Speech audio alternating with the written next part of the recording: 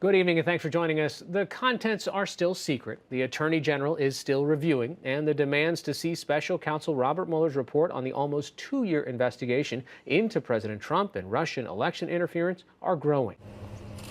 Photographers tracked the movements of Attorney General William Barr as he left home this morning. Yesterday, in a letter to congressional leaders, Barr said he anticipated he might be, quote, in a position to advise you of the special counsel's principal conclusions as soon as this weekend. President Trump remained at his Mar-a-Lago estate in Florida, where he played golf. Democrats and Republicans held conference calls to consider strategies. House Speaker Nancy Pelosi issued a statement to her Democratic colleagues in advance of their call, asking that any briefings about the Mueller report be, quote, unclassified so that members can speak freely about every aspect of the report. For analysis and a look at what may be coming next, we turn to Ryan Goodman, a professor of law at New York University School of Law and co-editor-in-chief of the online forum Just Security. We are kind of in this holding pattern right now, but is there anything that prevents this report and the sort of digested version from being public documents? There's nothing that prevents it by a matter of law. So this really is the discretion of the Attorney General. There might be some caveats there for classified information, but that's the only kind of real caveat. Otherwise, there's nothing barring him from being able to provide this to Congress and to the public. Given that there has been public interest, even deemed by a vote from the majority of the House, that say, hey, make this public, right? I mean, is there a strong incentive then for Barr, for his own transparency interests, to make sure that this all looks above board, to try to make more of it as public as possible? I think so. I think it's an important historical moment when he went up for his nomination.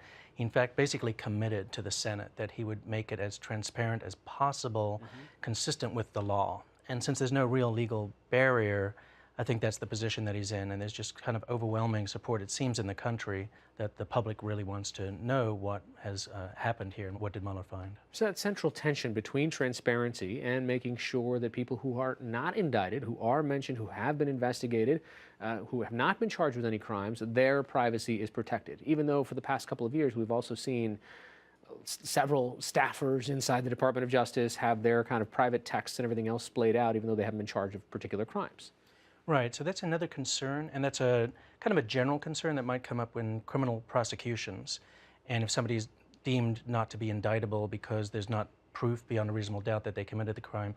But this is a different kind of a setting in the sense that Mueller is primarily given the mandate of a counterintelligence investigation to find out if there is derogatory information about people. Were there Americans who helped the Russians interfere in the election? And then it's not really a response to say, yes, but because they didn't commit a crime, we can't know about it.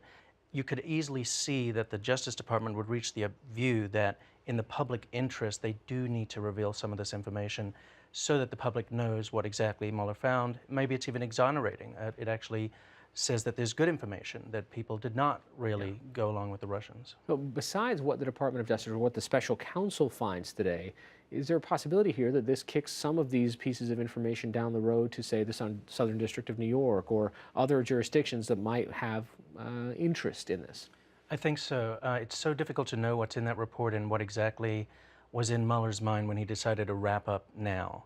But I think a highly plausible explanation of all of this is he completed his counterintelligence mandate, he finished his probe, that was the main objective, and then he reports that to Congress or he reports that to the Attorney General, and then if there's anything left over in the criminal setting, he hands it off to the Southern District of New York, to the DC office of the Justice Department, as he's done with other parts of this investigation.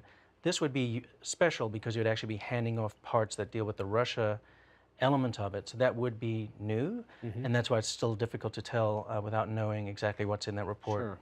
You know, there's the report, and then there's the kind of interpretation of that report and the public perception of that report, and it seems like it's a Rorschach test in America right now. If you're a supporter of the president, you know, the president has called this a witch hunt 180 plus times. He says this is, you know, completely a hoax in the first place. And then there's, of course, Democrats on the other side who've been really putting a lot of political eggs in this basket and saying, let's wait for this report, let's wait for this report, right? So regardless of what is actually published today, tomorrow, this week, people are not that likely to have moved their kind of points of view on things. I think that might be right. It's a sorry state about our political affairs in the sense that we might have very credible information coming from Mueller one way or the other, and the spin is going to happen in one direction or the other, where people already have their preconceived views. in a certain sense about what happened in 2016 and what they think about this president. So I think it's going to be a really interesting and important moment for the country to see whether or not something like this can actually penetrate and change people's minds. All right, Ryan Goodman from NYU and the Just Security blog. Thanks so much. Thank you.